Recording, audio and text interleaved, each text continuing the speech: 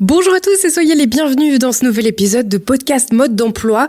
Comme on est déjà au milieu du mois de juin, j'avais envie aujourd'hui de vous parler des vacances. Puisqu'elles approchent, la question peut se poser, qu'est-ce qu'on va faire de son émission de podcast pendant l'été ? C'est vrai qu'à la radio ou à la télé, il y a des émissions d'été, mais les programmes usuels sont souvent en pause.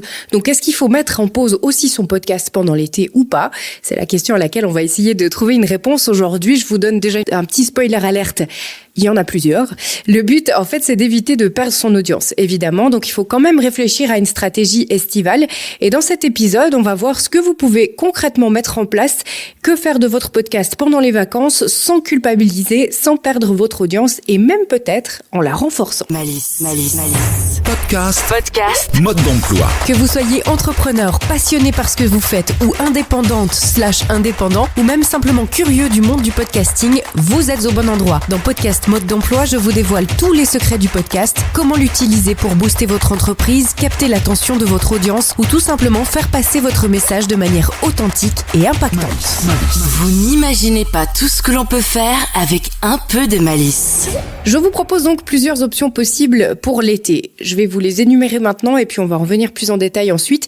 La première, c'est de faire une pause assumée avec une communication claire. Vous faites une pause, vous dites que vous revenez en septembre. La deuxième, c'est de faire des rediffs, assez intelligentes quand même, choisir les meilleurs épisodes, faire une compilation de différentes thématiques par exemple. Enfin, il y a plusieurs possibilités. La troisième chose, c'est de faire de la planification en avance.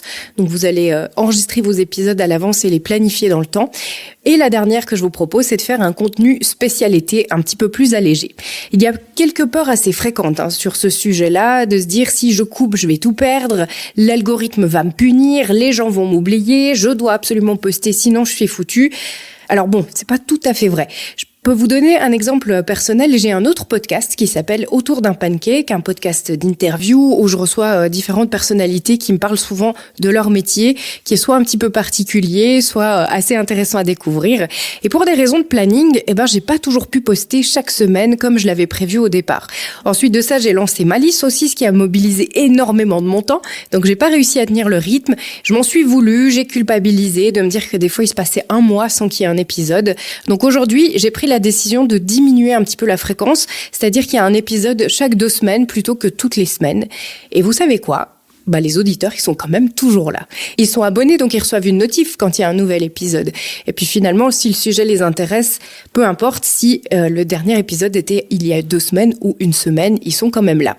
Alors bon, il est quand même une évidence que si dès le début, vous mettez pas d'épisode, c'est déjà plus compliqué. Parce que les premiers mois, faut vraiment tenir la barque pour embarquer les gens avec vous. Savoir que vous existez, créer une confiance entre vous. Et ensuite, s'il y a des trous parfois, c'est ok, ça peut arriver. Ce qui crée l'engagement, c'est la cohérence dans le temps, la relation de confiance que vous avez installée dans le temps. Donc tout ne repose pas sur l'instantanéité avec le podcast, on en a déjà parlé, c'est pas un réseau social. Vous sortez un épisode un jour fixe, mais l'auditeur peut l'écouter 3 jours, 3 semaines ou 3 mois plus tard. Alors moi, il y a des podcasts que j'attends avec impatience. Si je sais qu'il sort le mercredi, le mercredi, je m'attends à la voir et j'ai envie de l'écouter. Donc c'est aussi important de très bien communiquer sur ce que vous allez faire comme stratégie pendant votre été. Après, il faut savoir qu'il y aura de toute façon une baisse d'audience pendant l'été. Ça, c'est tout à fait normal. D'ailleurs, d'après un sondage qui a été fait par Reddit l'été dernier, les téléchargements chutent de manière très significative entre juillet et mi-août, ce qui est assez aligné avec les vacances d'été, les balades, les randos qu'on peut faire, etc. Il faut s'attendre à au moins diviser par 2 son audience globale pendant l'été. Ça, c'est normal. C'est courant vraiment d'observer une baisse de 30 à 50%. Donc, no stress. Si ça vous arrive, c'est normal. Mais c'est important d'avoir quand même une stratégie selon votre manière de travailler. Donc on va revenir maintenant en détail sur les différentes choses que vous pouvez faire. Donc je vous avais dit en premier, une pause assumée. Donc là, vous coupez volontairement votre podcast et vous annoncez un retour avec une bande-annonce d'été par exemple. Mal communiquer sur l'été, c'est parfois pire que de faire une pause claire et bien annoncée. Donc tant que vous l'annoncez dans l'épisode qui précède la pause, voire même dans les 2 derniers avant la pause, c'est ok, mais il faut vraiment annoncer, là, jusqu'à telle date, ça sera en pause, revenez, n'hésitez pas, profitez de votre été, c'est égal. Et surtout, annoncez déjà là la date de votre retour. Vous pouvez inviter aussi vos auditeurs à profiter d'écouter les épisodes qu'ils n'auraient pas consommés jusque-là. Ça peut arriver aussi si vous en rejoignez en cours de route, que vous avez déjà plusieurs dizaines ou centaines d'épisodes qui sont passés, potentiellement, ils peuvent profiter de ce temps-là pour rattraper un peu, entre guillemets, leur retard. Souhaitez-leur de bonnes vacances, aussi, question de proximité. Vous pouvez même expliquer, si vous le souhaitez, où vous allez aller en vacances, pourquoi vous avez décidé de déconnecter. J'en sais rien, peut-être que vous faites un mois de road trip en Asie et du coup, c'est impossible pour vous de continuer le podcast. Expliquez-le, ça crée aussi de la connexion. Je vous ai toujours parlé d'authenticité dans le podcast. Ça vous permet de créer ce lien. Et potentiellement, vos auditeurs vont se reconnaître dans ce que vous faites parce que eux aussi vont faire un road trip. Ou alors, ça va leur créer un petit peu d'émotion parce que eux vont pas pouvoir partir en vacances, mais ils vont se réjouir pour vous ou être un peu jaloux, qu'importe. Mais ça va créer quelque chose. Et vous pouvez donc expliquer ce que vous faites. C'est toujours aussi assez sympa. Les podcasts gèrent les pauses de façon assez variée. Ça peut être une micro-pause. Certains vont publier moins, comme je vous l'ai dit tout à l'heure, diminuer la fréquence, de se dire plutôt que toutes les semaines, on va publier toutes les 2 semaines. Ou alors on continue de manière périodique pendant l'été, de se dire que on poste peut-être que un podcast en juillet et un en août. Donc il y a quand même quelque chose, mais il y en a moins.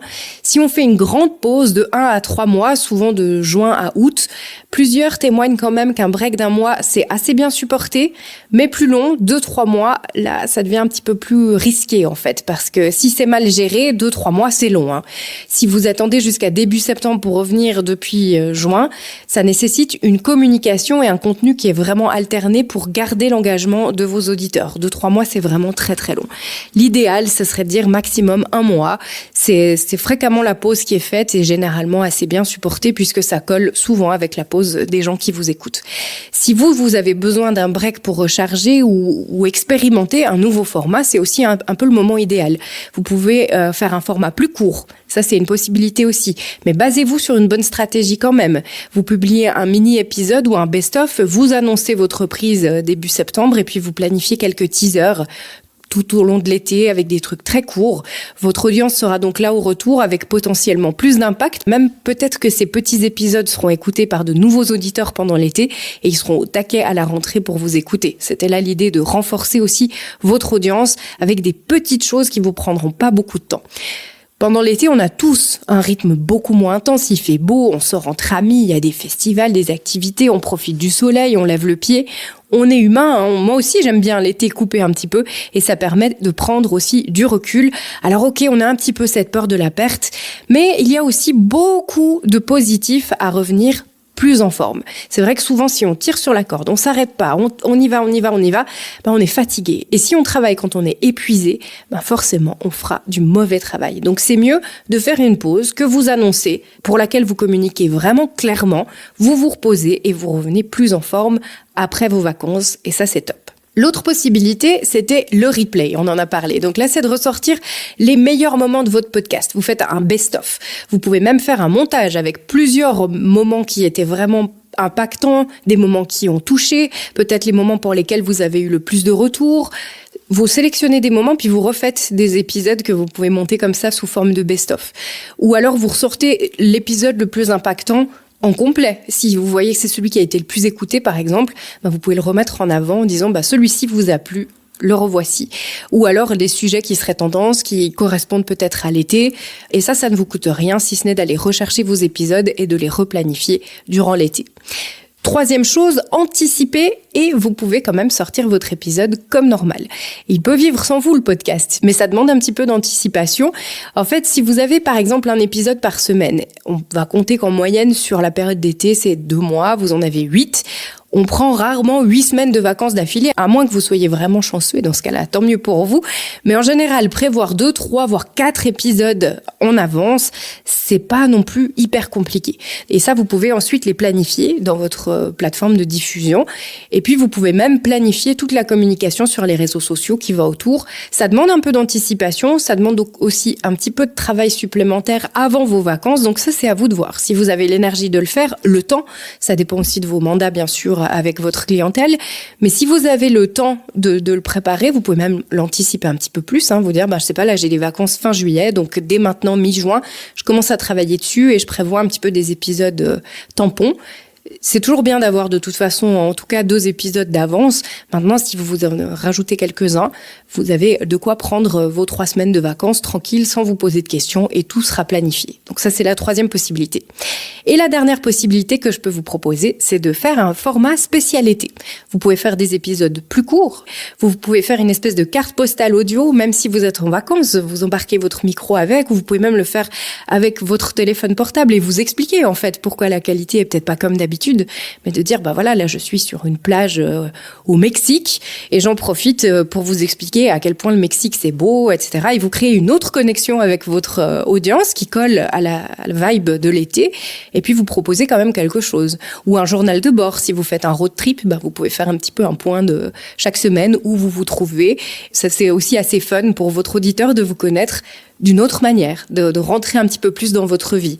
Vous pouvez aussi proposer des épisodes plus espacés, comme je l'ai fait avec Autour d'un pancake, où vous vous dites, plutôt que de le faire chaque semaine, je vais le faire chaque 2 ou 3 semaines. Mais encore une fois, communiquez sur cette info. Comme ça, les gens sont au courant, il n'y a pas de surprise.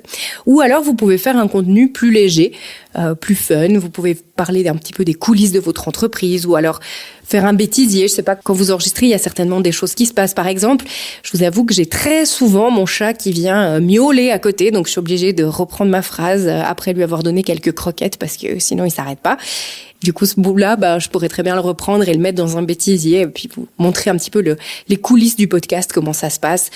Quelque chose d'un petit peu plus léger, vous voyez. Après, ce qu'il faut voir, c'est quel est votre rapport à vous au rythme estival. Est-ce que vous préférez travailler quelques semaines avant vos vacances beaucoup plus, vous charbonnez, et puis après vraiment stop, un gros stop où vous voulez plus entendre parler de rien? Dans ce cas-là, la formule de préparer à l'avance, elle est bien pour vous. Ou alors, vous pouvez aussi anticiper, comme je vous l'ai dit, dans les 2-3 mois qui précèdent pour éviter la surcharge. Ça, c'est aussi une possibilité. Ou alors, est-ce que vous avez envie de faire une pause complète et vous ne voulez plus rien faire du tout? Dans ce cas-là, la première solution de faire une pause assumée, c'est la meilleure solution pour vous. À savoir qu'après la pause, les audiences reprennent en septembre, parfois même avec un pic d'écoute au retour, parce que les auditeurs qui étaient en vacances, ils rattrapent tous les épisodes qu'ils n'ont pas pu écouter. Donc ça donne aussi un petit coup de boost à votre podcast s'il a été actif pendant l'été.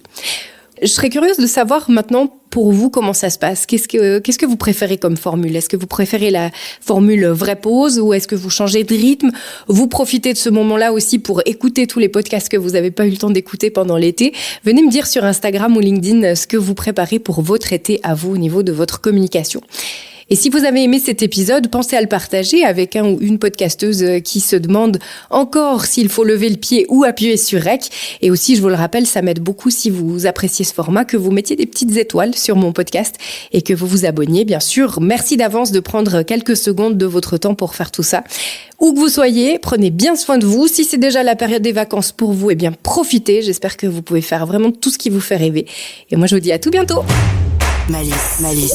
Vous avez aimé cet épisode? Abonnez-vous à Podcast Mode d'Emploi. Podcast Mode d'Emploi. Et retrouvez-nous chaque semaine pour de nouveaux conseils.